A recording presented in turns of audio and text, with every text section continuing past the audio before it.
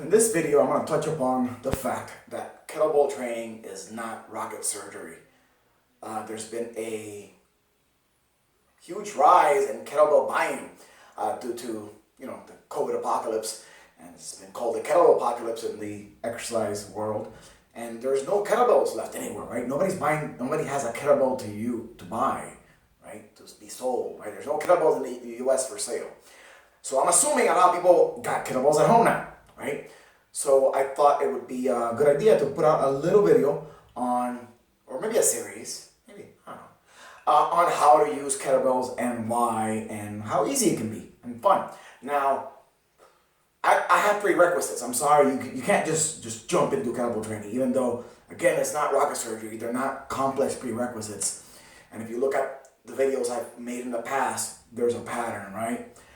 It's nothing new. You won't be surprised. So here are my 3 prerequisites, and they're simple for you to be able to start with kettlebell training.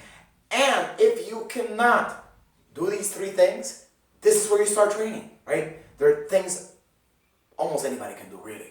And I've trained a lot of people in really bad shape. So this camera, I'm going to try and point it down a little bit more towards the bottom. There you go. I'm just going to move it down here and then I'll move it back up later. So now look at I'm going to be on the floor first, and I start every single program ever with a glute bridge, right? Or a bridge. I don't like calling it glute bridge because it just doesn't work only the glutes. My feet are flat, my toes are on the ground, the weight is distributed between pinky side, big toe side, and the heel. And then I'm going to lift my hips off the ground, moving my hips and my rib cage at the same time. And coming down together as well. If you can do that, that's step number 1 for kettlebell training. Step number 2, a knee and forearm plank. Here what I'm looking for is for the hips and the head to come up as one. Boop. And down. Can the hips and the head come up as one? Can you push through your shoulders, right, through your armpits, and protract that scapula as you come up? If you can, that's step number 2. And finally, step number 3 for kettlebell training is this. Can you do this? Can you have your feet straight? Again, weight evenly distributed between big toe, little toe, and heel. And then move your head and your hips as one as you reach forward, pushing your hips back, your head forward, your hands forward, and come back. Can you, again, keep that relationship? Can you keep the weight balance in your feet as you do that movement? It's called an anterior reach in some circles. Now, as I said, that's it. Those are the requirements. If you can do those 3 things, you can start with kettlebell training. And the first thing we're going to start with kettlebell training, as we should with any weight training, any strength training, is learning how to pick up a weight, right? So, let me just take this 40-pound weight right here. 20 kilos, really. 44 pounds, whatever. And when you pick up a weight, the first thing you want to do is kind of straddle the load, right? And kettlebells allow us to straddle the load. So it's probably the easiest thing to use learning how to lift. Right? A kettlebell is a really easy way of learning how to deadlift because you can straddle it. And when you straddle the load, that means the load is in your center of gravity, right? It's under your center of gravity, in your line of gravity, which should be right over the arches of your feet. That's why we go pinky toe, big toe, heel, right? Pinky toe, big toe, heel. Now, the other thing that's great about kettlebell lifting or deadlifting is the fact that if you got this down and you got the balance in the feet down, the kettlebell lifting solves the torque problem for you. A lot of people lose torque, kind of fold into gravity. Gravity absorbs us down and in, right? Absorbs us, you know what I mean. Brings us down and in, right? That's called supination. Again, this can be supination, pronation. That can be supination, pronation. But I learned from an osteopathic medicine book once that in that tradition, they call whole body pronation. Pronation. I'm dumb today. Pronation and whole body supination towards gravity and away from gravity, okay? So we're going to apply that to the kettlebell lifting, right? Coming away from gravity. So even though I have to bend over to get this, right? I'm gonna keep my head and my hips together so it's one long line. I'm gonna grab that kettlebell and I'm gonna open up as I grab that kettlebell, creating torque into that kettlebell. I'm also gonna make sure the weight is distributed into my pinky toe and my big toe side, because if it's all on my big toe side, that means I'm collapsing in, right? So I'm gonna keep some weight on my pinky toe side. I'm gonna grab and open up my shoulders, going like this on that kettlebell, and I'm gonna drive my hips forward. And look, even though I'm loaded, my head and my hips are still moving together. That tells me that everything in between is staying rather stable, okay? And because the weight is between my legs, there is less of a chance of my knees collapsing in, right? And because you're kind of pulling the weight apart, because it's narrow, it gives you a better cue to pull apart, right? So again, kettlebell deadlifting, kind of awesome, okay? Really easy way to teach people how to deadlift. Now, in comparison to other ways, again, only if you can do those first 3 moves. If you can't, don't beat your head against the wall. Work on that.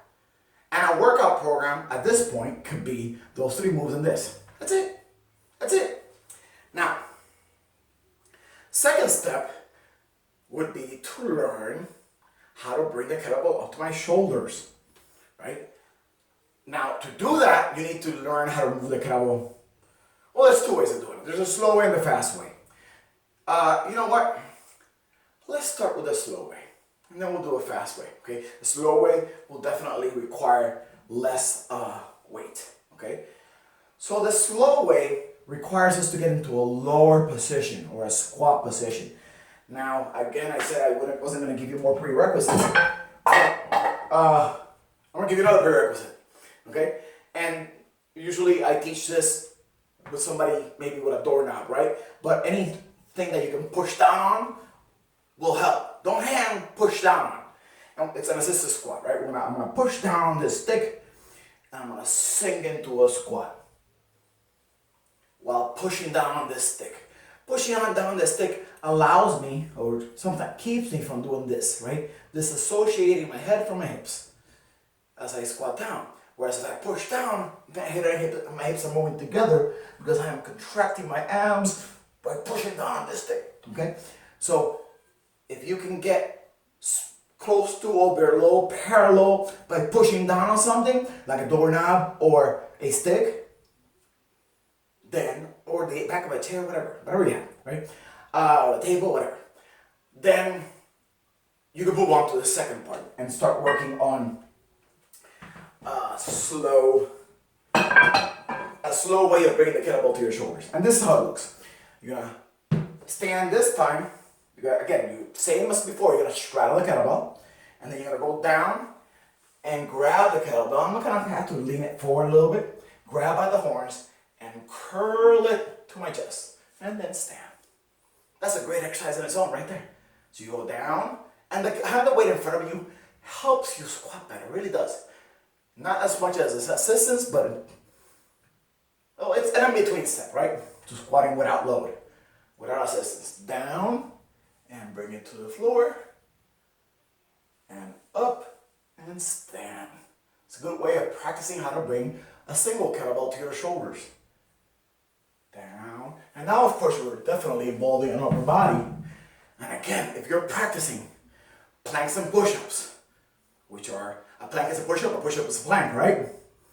And you're practicing those hip bridges, and you're practicing just that hip hinge, with and without load, the deadlift and the first one, and you're practicing this, now you're really getting, the full body into it, right? Third kettlebell exercise, right, that I would teach would be the kettlebell swing. Why? Because the kettlebell swing would allow us to put more momentum into this kettlebell, which will allow us to bring more weight up to our shoulders, which will allow us to squat with more weight, to start working on pressing that weight overhead, and all kinds of fun things. So the thing with a kettlebell swing is this. Remember that, right? Remember this, right? Look, my knees are bending just enough to keep the weight balanced on my feet, right? Front to back, pinky toe, big toe. And my head and my hips are moving together. Now, my knees stay out, they don't collapse in. My shoulders stay open, they don't collapse in. If you keep all those things together while you move that weight fast, we're good. We can break down the kettlebell swing and make it much more complex, and there's debates on how to do it. I don't care. Don't collapse in. Move the head and the hips together. Keep the weight balanced on your feet. Three things I want you to think about. So when I teach somebody a kettlebell swing, in general, when you do a kettlebell swing, you put the weight in front of you, kind of reach out for it. Make sure you're sitting back, make sure your feet are straight. There's some cases where you can toe them out. Not with single kettlebell, not usually. And again, head back, hips back, head forward. You're gonna feel a stretch in the back of your pants or your glute muscles, wherever you wanna think about it. You're gonna feel a stretch if you're doing it right. And then, I'm gonna pull it back to you, keeping that chest open, right? So we are practicing that first. Pull it back and let it drop. Pull it back and let it drop. Pull it back and let it drop. And then do a few of these. You're gonna pull it back and push it forward. And then catch it and push it forward. And then catch it and push it forward. Notice, my head and my hips are still moving together. My knees are just bending just enough to keep some weight on my toes.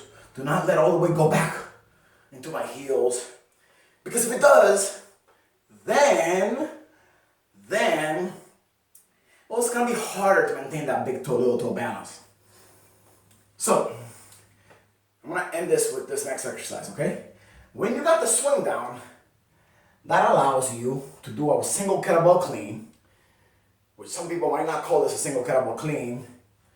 They'll call it, I don't know what they'll call it, but whatever, I think it's a clean. Where you're gonna use that momentum to pop that weight up to your chest and grab it again. And here, now you got some options, some things to do with it, right? So, whenever you clean a weight, or you bring a weight to your shoulders, you need to pop it with the hips and use the arms to keep it close, to direct it up, okay? So that's what we're gonna do. The weight's gonna go back and up, and I'm gonna catch it in these horns, okay?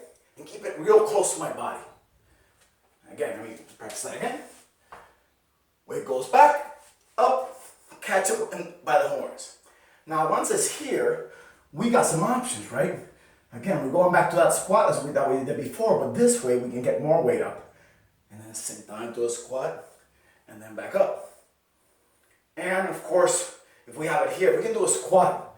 Then we have, reverse lunges and forward lunges. And even we can start working on pushing the weight over our head. Pushing the weight over our head.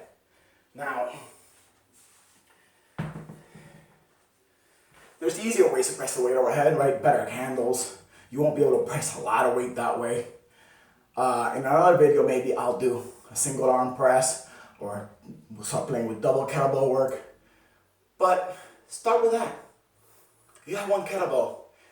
Master those movements. Master the deadlift, the swing, the kettlebell clean, the kettlebell goblet squat, that curl to squat movement. Make sure you got those prereqs. Keep improving your push-up and your bridge progressions, and I have whole videos on that. Go look for them. Look around my YouTube channel, please. That's it. I don't know what else to say. That's good. That's good for this video.